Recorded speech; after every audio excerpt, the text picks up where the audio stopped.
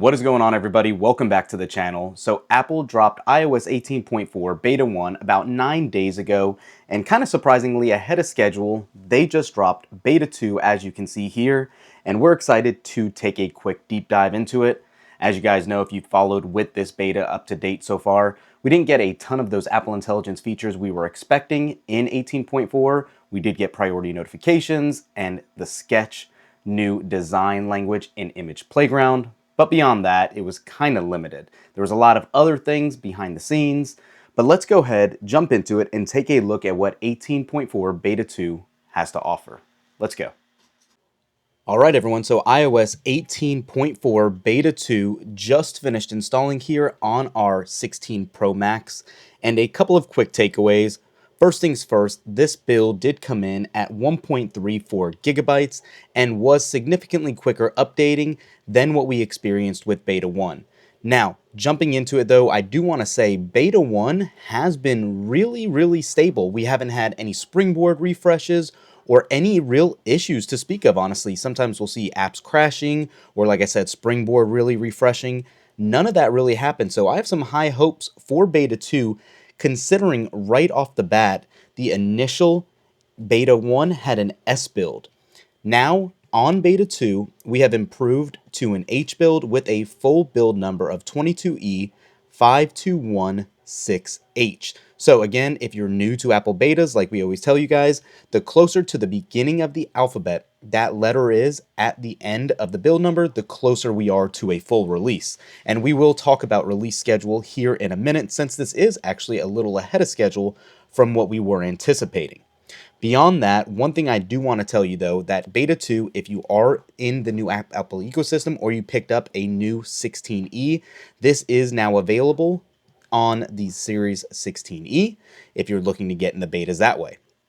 Beyond that though, I do just want to let you know, first things first, we heard about it and now it is finally here in Beta 2, the Apple Vision Pro app that's going to assist with guest mode and things of that nature. And you can see right here, it says discover new content, get your Vision Pro ready, and get more from Vision Pro. This is where you will be able to see everything listed currently and holistically for your Vision Pro and activate that guest network that we were just talking about to make it really easy to share with other parties. Some things that didn't come in this initial beta that we're going to try right now for the first time with you all is to see if we have any sort of battery intelligence added here. And let's see right off the bat. No, still nothing new for time remaining to charge to full. It looks like that still will be coming in a later iOS 18 beta or possibly even iOS 19. It seems like a quick add. I'm not sure what is taking so long for that to come, but unfortunately that is still not here. Now, one thing that was here that we did talk about prior in Beta 1, in Image Playground, we now do have that new sketch style, if that's something you're wanting. So we'll just go ahead and click a couple of items here. And if you did not see this, this is something promised at WWDC last year. We now have that third option for customizing what these look like in in Image Playground. You can obviously go into these and change from animation, illustration, or as you can see here, that new sketch style, just with a simple tap. Again, not necessarily new in Beta 2, but something I did want to call out for you guys. We did get a lot of new languages supported for Apple Intelligence, like we talked about before, French, German, Italian, Portuguese, Spanish, just to name a couple. And then obviously we did get those priority notifications that I have to say have actually been working very well. We don't have any listed currently, but it will pop up, and the animations even in Beta 1 looked very smooth for that.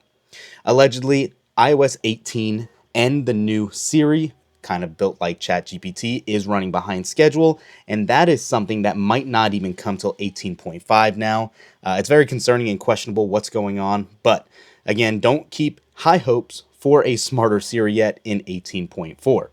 One thing I didn't let you guys know, that this build did come in significantly smaller than Beta 1. Again, not surprising, but it was a little over 1.34 gigabytes. And like I said, it did install much quicker. One other thing too that was new in the prior build is ambient music mode. So hypothetically, if you were going to want to add a new control here or some sort of update, let me go ahead and stop that, and we'll go ahead and add in a new control here. there is a new ambient music setting that you can just type in, and you have 4 predetermined ones for sleep, chill, productivity, and well-being. If you wanted to select sleep, you can easily add it here, resize it as you would like.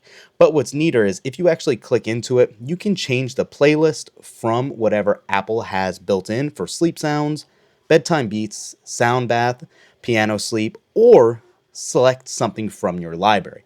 This will help you actually pre-launch any of your playlists you have.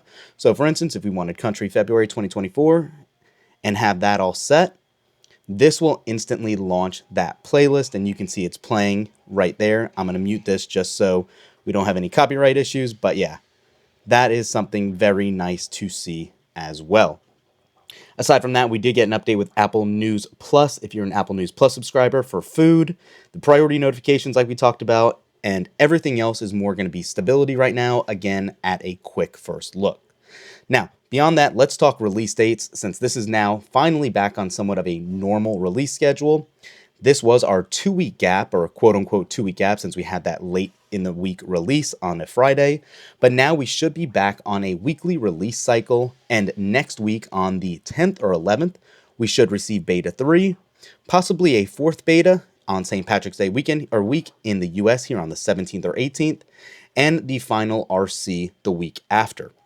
This could be condensed down into about 3 betas, just really depending on what avenue and how well Apple feels that these betas are progressing. And as we have already been made aware by Apple themselves, early April is when this will be released to the general public, most likely on the 7th or 14th here. I'm leaning more towards the 7th with that release cycle that we're just talking about, simply for the fact that everything seems to be going very smoothly in these betas so far, and early April would incline more of the 7th, then the 14th would incline more of a mid-April release. So just something to take into consideration, but it shouldn't be too long from this point in time right now. Beyond that, nothing else is really standing out. I will go ahead and show you our battery health check, since we didn't look at that yet either. Simply for the fact that, again, if you follow the channel, we have been running a beta ever since they've come out. So on this 16 Pro Max, we've went through quite a few beta updates, and I'm happy to say that, unfortunately, battery health is still at 100%. I shouldn't say unfortunately, I should say fortunately, we're still at 100%, and it is still normal after 168 complete cycle counts. That's pretty good, significantly improved from what we had in the iPhone 15 Pro Max, and especially the 14 before that. And just like with Beta 1, we had no issues.